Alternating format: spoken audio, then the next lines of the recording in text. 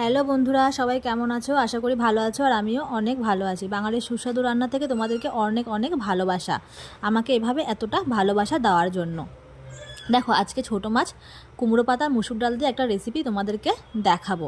মাছগুলো প্রথমে ভালো করে ধুয়ে নিয়েছি। এই মাছগুলো জানো তো কাটতে বাছতে হয় না, এটাই ভালো সুবিধা, না হলে ছোটো মাছ কাটার খুব ঝামেলা। এদিকে আদা রসুন পেঁয়াজ কেটে নিয়েছি, পরিমাণ মতো একটা পেস্ট বানিয়ে নিয়েছি। পেস্টটা মাছের ওপরে দিয়ে দিলাম নুন ছড়িয়ে, হলুদ ছড়িয়ে, লঙ্কা গুঁড়ি, জিরে গুঁড়ি ছড়িয়ে দিয়েছি। এবারে একটু কাঁচা তেল দিয়ে দেবো, দিয়ে মাছটা ভালোভাবে মেখে কিছুক্ষণ রেখে দেবো ওই ম্যারিনেট হওয়ার জন্য, যাতে মশলাপাতিগুলো মাছের ভেতরে ভালোভাবে মিশে যায়। তো এবারে এদিকে এই মাছটাকে ঢেকে রেখে দিয়েছি কিছুক্ষণ, ওই 10-15 মিনিট প্রায়। আর এই মাছ খেতে জানো তো দারুণ লাগে। আর এই মাছে কিন্তু প্রচুর উপকার রয়েছে, অনেক ক্যালসিয়ামও রয়েছে ছোটো মাছে। আর এই মাছে তেমন কাটাও নেই। আর এই মাছ দিয়ে পাতুরি, বড়া, ঝাল সব কিছুই দারুণ লাগে। এদিকে দেখো মুসুর ডালের পেস্টটা করে নিয়েছি। তো পেস্টটা তো রেডি হয়ে গেছে। আর সরু সরু করে দুটো পেঁয়াজ কেটে রেখেছিলাম, সেই পেঁয়াজটা এতে দিয়ে দেব।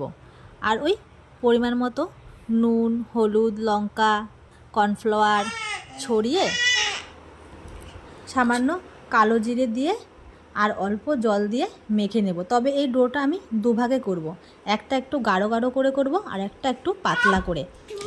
আর এতে জানো তো দুটো কাঁচা লঙ্কাও কেটে নিয়েছিলাম, সামান্য চিনি দিয়ে দিয়েছিলাম। চিনি দিলে একটু খাস্তা হয় আর খেতে ভালো লাগে। ডোটা দুরকম করব, কারণ হচ্ছে কি বলো তো, একটা হচ্ছে পাতাটাতে ভালোভাবে হাত দিয়ে মেখে নেব, আর তারপরে যে পাতলা ডোটা করব না, ওটাতে পাতাটা চুবিয়ে কড়াইতে ছেড়ে দেব, তাহলে বেশ খাস্তা হবে। দেখো পাতাগুলো একে একে মুড়ে নিচ্ছিলাম, আর দেখতে কি দারুণ লাগছে না? একটু অসুবিধা হচ্ছিল, কারণ কদিন ধরে এত বর্ষা হচ্ছে, পাতাগুলো একদম তরতাজা ছিল। আর একটু নরম সরম হলে একটু সুবিধা হয়। যাই হোক, তবুও করে নিয়েছি। এবারে কড়াই বসিয়ে দিয়ে ভেজে নিলেই হবে। তাহলে কি আজকে এই রেসিপিটা বলো তো? মাছ দিয়ে কুমড়ো পাতার বড়া। দেখো এদিকে আমি এই পাতাগুলোর ওপরে এই যে গাঢ় বেসটা তৈরি করেছিলাম, ওটা মেখে নিচ্ছি। মেখে ওই পাতলা বেসটাতে চুবিয়ে কড়াইতে ছেড়ে দেবো। কড়াই বসিয়ে দিয়েছি, কড়াইয়ে পরিমাণ মতো আমি সাদা তেল দিয়ে দিয়েছি। আর এসব ভাজাভুজিতে একটু বেশি করে তেল দিলেই ভালো হয়। এদিকে পাতলা বেসটাও নিয়ে নিয়েছি। তো গাঢ় বেসটা এতে সামান্য উল্টে পাল্টে দিয়ে কড়াইতে বড়াগুলো একে একে ছেড়ে দেব। আর উল্টে পাল্টে ভেজে নিলেই তৈরি। আর যখন ভাজছিলাম দেখতে এত সুন্দর লাগছিল, খেতেও কিন্তু এটা দারুণ স্বাদ।